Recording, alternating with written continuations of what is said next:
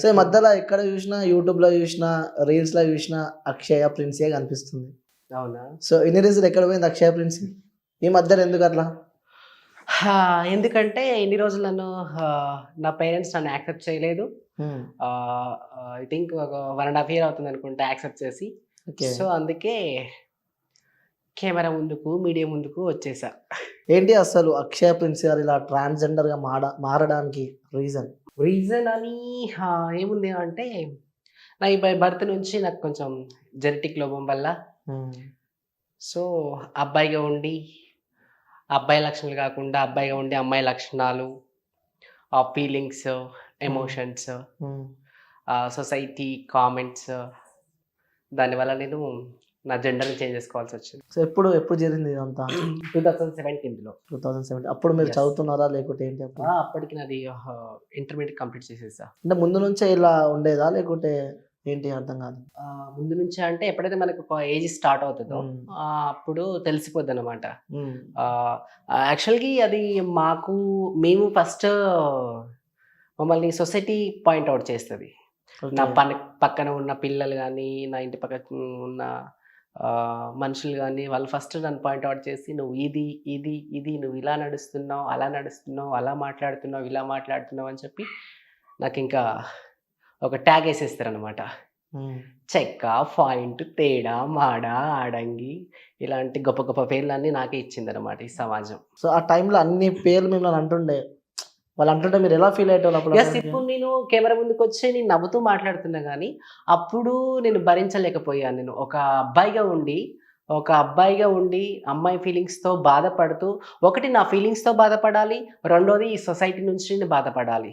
So ఆ రెండు నేను బ్యాలెన్స్ చేయలేక ఎప్పుడైతే నాకు ఇంటర్మీడియట్ కంప్లీట్ అయిందో అప్పుడు నేను సూసైడ్ వరకు కూడా వెళ్ళిపోయాను. నేను హాస్పిటల్ 11 days నేను కొట్టుమిట్టాడి కొన్ని ప్రాణాలతో బయటపడ్డా. ఎందుకు సూసైడ్ చేసుకోవడానికి?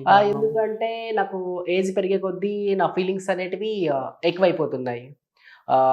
నాకు ఒక అబ్బాయిగా ఉండి అమ్మాయి కావాల్సిన కోరిక పోయి ఒక అబ్బాయిగా ఉండి నాకు అబ్బాయి కావాలనే కోరిక నాకు మొదలైపోయింది అనమాట. సో దానివల్ల ఎవరికి చెప్పుకోవాలో అర్థం కాలేదు. క్లాస్మేట్స్ అందరూ నన్ను రాగింగ్ చేయడము ఇవన్నీ తట్టుకోలేకపోయాను నేను. సో ప్రతిరోజు నేను ఏడ్చేదన్నమాట. వీళ్ళు ఇలా ఎందుకంటున్నారు, ఏ దేవుడికి చెప్తే నా బాధ తీరుతుంది, ఏ హాస్పిటల్కి వెళ్తే నాకు నా ఫీలింగ్స్ అనేవి ఇట్లా కాకుండా ఇలా ఉందని చెప్పి ఏ డాక్టర్ నాకు చెప్తాడని చెప్పి చాలా ఏడ్చేదన్నమాట. సో అట్లా. సో సూసైడ్ దాకా వెళ్ళారు. సో తర్వాత నెక్స్ట్ మీరు ఇలా కావడానికి కారణం మెయిన్ స్టెప్ ఏంటి? సో నేను ఎప్పుడైతే యూట్యూబ్లో నేను చంద్రముఖి మమ్మీ అని ఉంటుంది. సో తను నాకు మమ్మీ అవుతుంది అనమాట. సో అంటే ఈ కమెంట్లోకి వచ్చిన తర్వాత నాకు మమ్మీ అవుతుంది తను. సో అప్పుడు తన యూట్యూబ్లో తన వీడియోస్ చూసిన తర్వాత నాకు ధైర్యం వచ్చేసింది అనమాట. అసలు నేను ఎందుకు చావాలి, నేను అందరిలాగా ఎందుకు తప్పేమైనా చేయలేదు కదా, నేను అందరు పుట్టినట్లు నేను పుట్టాను.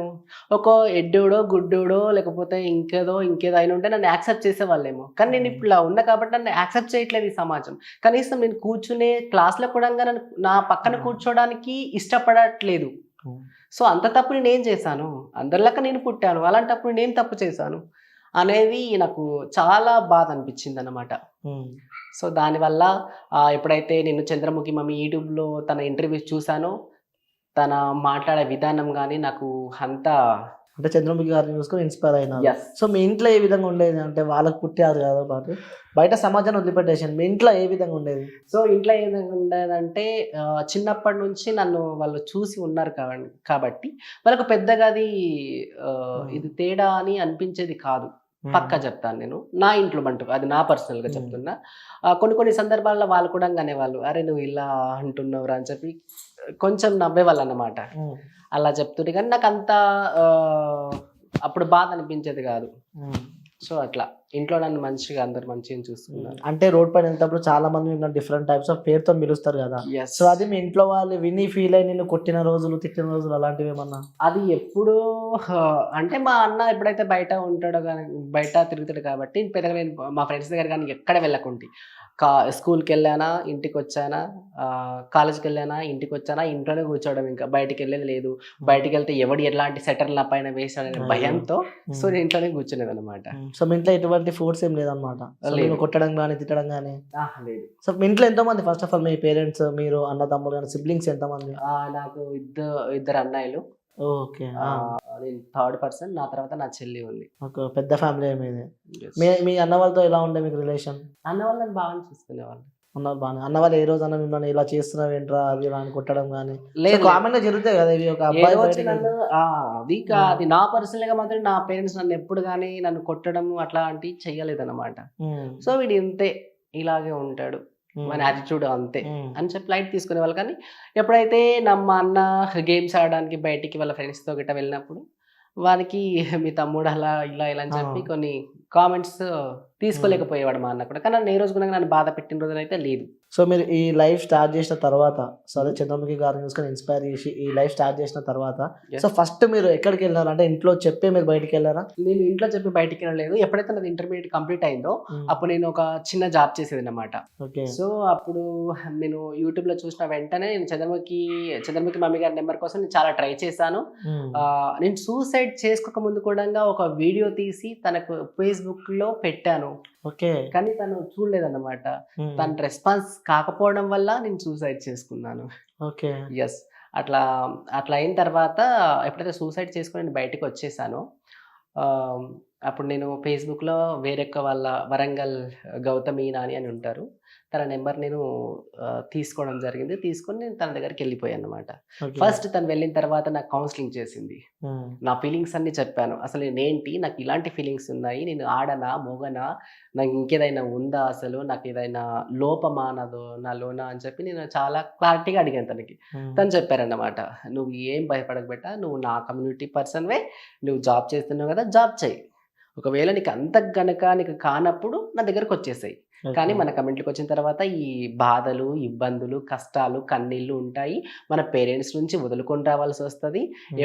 అందరున్నా కూడా ఎవరు లేని బతుకులు అవుతాయి మనవి, ఇవి ఆలోచించుకో అని చెప్పింది. సో సూసైడ్ చేసుకున్న నాకు ఇది పెద్ద ఇబ్బంది అనిపించలేదు నాకు. సో అందుకే నేను ఫైన్ అని చెప్పేసేసి మళ్ళీ నా జాబ్ లొకేషన్కి వెళ్ళి నేను నా జాబ్కి రీజన్ చేసేసి వరంగల్కి వెళ్ళిపోయాను నేను. సో వరంగల్ నుంచి ఫస్ట్ మీ లైఫ్ స్టైల్ స్టార్ట్ చేసినారు. సో ఇంట్లో చెప్పకుండా వెళ్ళిపోయారు మీరు?